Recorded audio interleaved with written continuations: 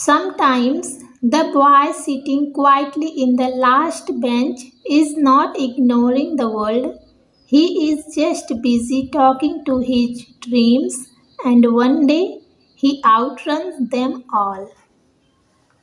In the last row of class 9B, right next to the window, sat a boy named Arjun. He was almost invisible. When teachers asked a question, they never looked his way. When students formed groups, they skipped his name. When jokes were made, he became the punchline. But Arjun never complained. His notebooks were old, his handwriting was shaky, his shoes had dust, and his shirt was always a bit untucked. People assumed he was careless, but the truth was he had no one to help him. He lived with his mother, who worked in a factory. His father had passed away when he was 7 years old. They barely managed rent, food, and school fees. While others studied with tutors, Arjun studied by candlelight. He didn't have fancy gadgets, but he had curiosity.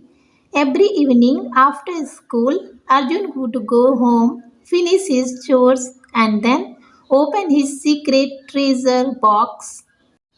He had broken twice old circuit boards, wires from the trash, damaged remotes, and tiny motors. He didn't know big words like engineering or robotics, but he knew how to connect a wire, fix a switch, and make a fan spin. He once made a small alarm that rang when someone opened the door. He even made a windmill using paper and a tiny motor. No one ever saw these because no one ever visited his world. One Monday morning, the principal entered the class. She said, "Students, next month we have our annual science exhibition. Every student must prepare a working model." Excitement spread like wildfire. Students started forming groups, searching YouTube, calling tuition teachers, but no one included Arjun. When he asked a boy if he could join, the boy replied, "What will you do? Burn the wires?" Even the teacher looked doubtful. "Are you sure you want to participate, Arjun?" He simply nodded and went home quietly while the others built models with expensive kits. Arjun began collecting waste again. He took broken switches from a junk shop, borrowed a small motor from a friend, and found an old battery near the garbage dump. He worked every night after dinner, sometimes till 1 a.m. He didn't know if it would work. He didn't know if anyone would care, but he kept building one switch at a time, one connection at a time. The big day arrived. The school auditorium was glowing with lights, charts, and models. Parents roamed proudly, clicking photos of their children. Teachers admired volcanoes, solar projects, and walking robots. And in one quiet corner stood Arjun with a cardboard house, hand painted windows, and tiny wires peeking from the back. Some students laughed. "What is this? Dollhouse?" A teacher said politely. "Good effort, Arjun," and moved on. Then came the judges. They looked at his model. Arjun didn't speak much. He just pressed one button. Lights turned on inside the house. A small fan started spinning, and when judge tried to open the gate, an alarm rang. They were stunned.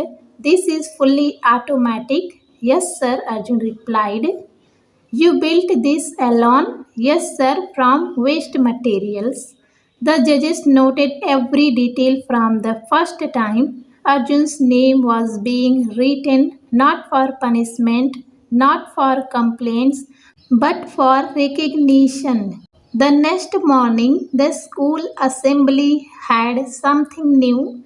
The principal stepped forward with a golden envelope. This year's Best Innovation Award goes to Arjun from class 9B. The whole school went silent. Even Arjun didn't believe it. He looked around unsure. Everyone clapped. He walked to the stage slowly, shyly, but with pride. When he received the trophy, a teacher whispered, "I'm sorry, we underestimated you that day." Arjun didn't just win a trophy, he won respect. He proved that talent needs no fancy clothes, no expensive tools, just passion, patience, and a little faith.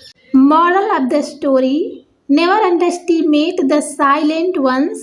Behind quiet eyes may live the loudest dreams. All they need is a chance, and the world will watch them rise. Thank you so much for watching.